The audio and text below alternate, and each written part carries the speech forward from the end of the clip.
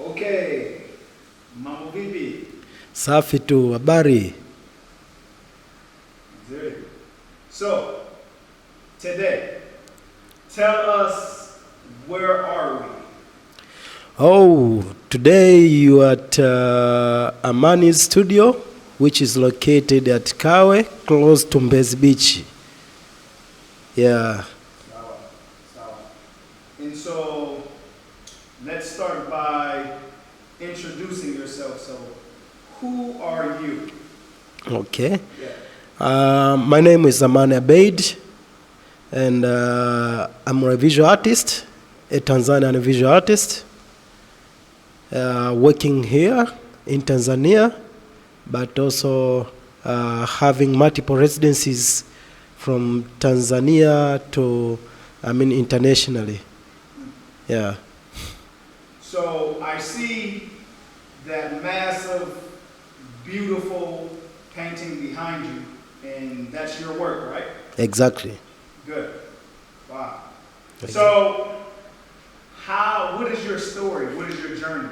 How did you become such a phenomenal and great Tanzanian fine arts artist? Like, how did you get to this point? Okay, it's a good question, and it's a matter of tolerance, and it's a matter of consistency, and it's a matter of focus, because here in Tanzania we have had some classes of art, but also people to be inspired with, from the family level to the school level and other levels.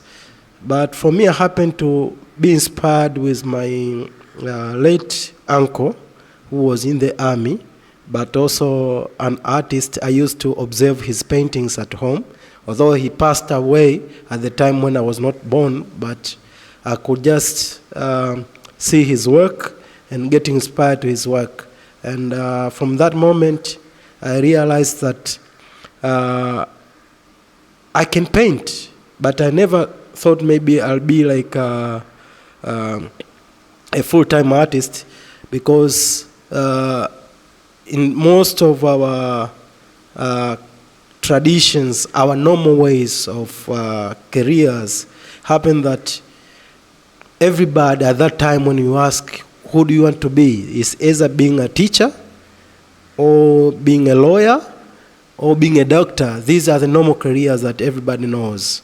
And therefore, for me, happened to grow up painting, illustrating, making these drawings from different places within the community, gave me a certain different vision. Although at the university I studied something else, I studied planning, but I never thought that I could be an artist. So being an artist is something that came up, and it's a gift, it's a chosen gift that was not into my my target that I will be an artist. So it's like, I can say it's like a natural selection that you have to be this person. And by being this person, that means you'll have to serve the purpose of the people around you, but also you'll have to serve the purpose of the of your career, and make it more concerned to you by giving it a lot of time. That means you have to be a full-time artist. So that's it. Yeah. So for people who don't know, because I know because you've educated me. You've been my teacher since I've been here. Yeah. But for people watching this interview, could you explain who those very two phenomenal and important figures are behind you in the painting that you made, and what this painting that you did that's behind you, what it means, what it represents? Yeah. The painting behind me, I can just show you from this direction. It's a painting titled Muungano. Muungano is a painting of the union between Tanganyika, Tanzanian mainland, and Zanzibar, Tanzanian from the other side of the ISO.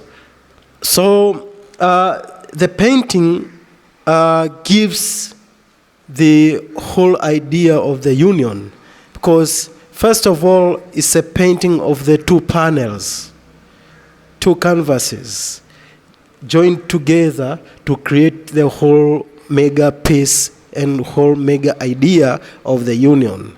And if you separate the painting, that means there is no beauty and there is no union of the painting. And from the painting, there are those who were the founder of the union. That is, we have Karume on the left side, and we have late Mwalimu Nyerere on the right side, and their wife underneath of them. But the side of the Karume, I placed the wife of Mwalimu Nyerere, and the side of Mwalimu Nyerere, I placed the wife of Karume, meaning that the union is not just a political ideal. The union has a historical background. When you refer to the slave market of Bagamoyo, which was abolished around 1870s and was shifted to Zanzibar, and therefore there were a lot of Tanzanian mainland people who were taken from mainland to Zanzibar, and therefore from Zanzibar they were either sold to these Arab nations, including Oman and other places, but also for those who remained in Zanzibar, they formed societies there, and they even mingled up with Arabs to form a different type of indigenous Zanzibaris, those in Pemba, those who have a mix of Arabs and Swahili, and therefore it's a product of the union. It's a product of the history of those slaves who were taken from Tanzania mainland to Zanzibar. But also, therefore, placing the wife of Karume to the side of Nyerere and the wife of Nyerere to the side of Karume is just to show that acts of mingling between the Zanzibaris and the Tanzanian mainlands. But also, we have some agricultural products, agricultural activities. On the side of Karume, we have a woman there dealing with cloves. And cloves is one of the famous plantation in Zanzibar. And also on the side of Nyerere, this guy dealing with banana. And banana also is one of the common crops in Tanzania mainland, especially in places around Moshi, but also among the Wahaya. The banana plantation is one of the famous crops also. So the painting is not yet finished. It will take some time to finish it, but the painting will give the whole idea of the union. And because, as I say, that the painting is not finished, in between here, you find that there are two hands joining the two paintings. But also from those two hands, there is an image which will be painted there of a peacock.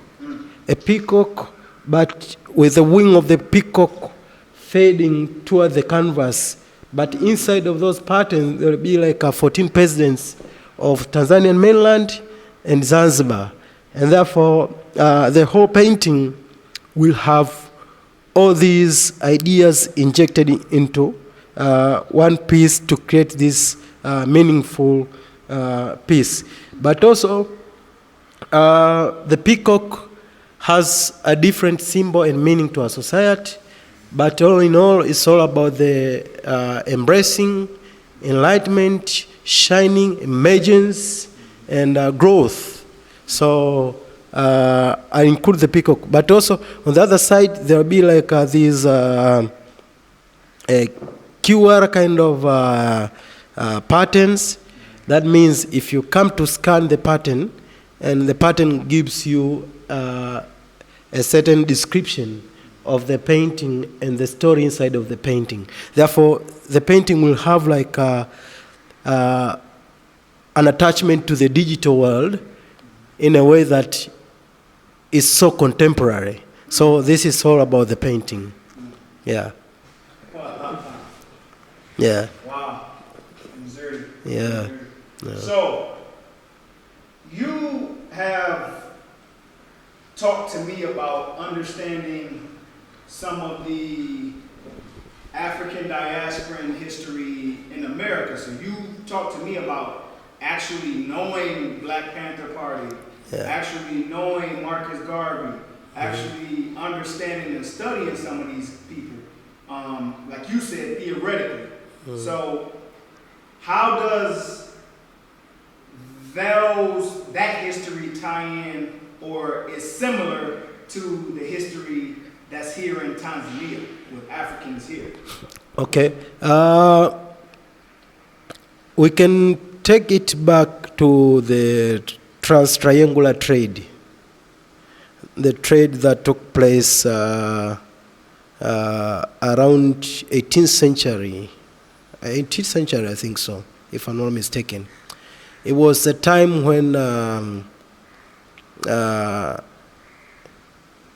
some slaves were taken from the western part of Africa to Europe, to America and to Europe as well, because it involved 3 continents. Therefore, they gave it a name of trans-triangular slave trade. And by that means there were a lot of values, a lot of cultures, traditions, and everything that was taken from Africa to America. And therefore, you find that we have some similarities of what is here in Africa and what is there in America, especially in South America, the Caribbeans and elsewhere. So back to Tanzania, because some slaves also were taken from Tanzania, Tanganyika back then, and other places from the Central Africa, East Africa, also moved to different of these places for them to be sold abroad there. And therefore, there is, I can say, siblings who are still here, descendants of those who were taken from Tanzania. There are some descendants here in Africa. And therefore, referring the history of black movement and the Black Panther, the whole movement of liberating black people economically, politically, and everything else. I remember reading the history of Europe, the history of America at school. And I read about these important figures, including Marcus Garvey, William Du Bois, and how they contributed to the rise of these great institutions of Black Panthers and the black movement, the whole idea. But also, their collaboration with the Pan-Africanism. Yeah, and those guys, including Kwame Nkrumah, who were in the Pan-Africanism, Kwame Nkrumah and other figures, including Mwalimu Nyerere, they were part of it. And they laid even the foundation for the OAU, Organization of African Union, OAU, and later being called AU, African Union. But the originality came far from where it started there. Therefore, you find that I stood these movements theoretically, but happening to see them and observing them physically being implemented by these forefathers who actually even paved the way to our independence, like here in Tanzania, our independence and everything. You could find even their supports came from these brothers from the black movement. Because back then, yes, these guys from the Pan-Africanism, including Kwame Nkrumah, they were still in need of support, political support, economical support, financial support, and everything to make sure everything is possible for them to happen. Therefore, the history of these great institutions and America, African Americans and Africans here, you find them very similar, but it's just a tip of difference, but there is a similarity of what we share in common. And therefore, I feel great with that. I feel great, yeah.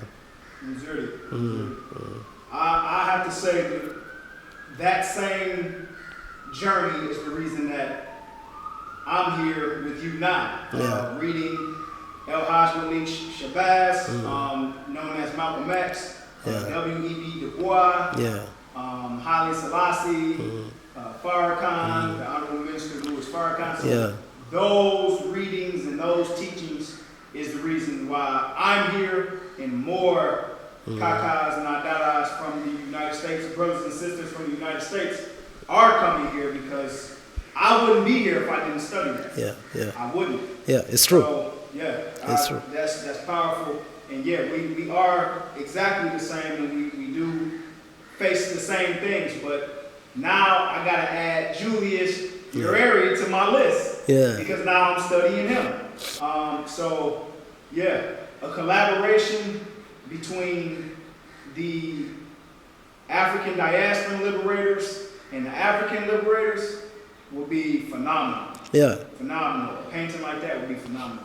But speaking on that, so it's so much knowledge, it's so much history, it's so much power in what we have. So you do these real massive and international exhibitions. So talk to me about why the paintings you create are so meaningful, and they are so they're so deep, and what has been your experience giving some of these pieces away at these exhibitions to people who may not understand what you have painted and what it represents and what the message is.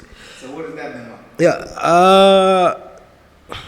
First of all, it's true that most of the time you find that you sending these stories through your paintings to the community that you think, yes, they might not understand, but I'm having an exhibition this year in Berlin, and the exhibition is about these objects which were taken during the colonial time to Berlin and different places around Germany. And I happen to have a series of these exhibitions from 2016 to the current. And therefore, this year, I'm going to have a different exhibition. And the exhibition is a focus of the medicinal bag of Maji Maji, the war that broke here in Tanzania, the war of resistance around 1905 to 1907. And the exhibition will focus on the medicinal bag of Maji Maji. And the medicinal bag of Maji Maji is one of the patterns that was taken or that was stolen away from the African tradition. We, as Africans, we used to have we still have this culture of passing our heritage or our wealth or our belongings from one generation to the other. So the medicinal bag are the traditional bag for healing people when they are sick is now in possession of these museums in Berlin, Germany. And therefore, I, as an artist, I feel obligated to tell a story that will be in one way understood by the new generation of the German now, and the generation of the Tanzanian now. Because sometimes I feel like there is a missing point of these stories, in which you find those who are in Germany, they understand less, and therefore they don't give even enough appreciation of this collection. And when it comes to the point that these collections are supposed to get back to the places of their origin, they cannot give a solid support towards that,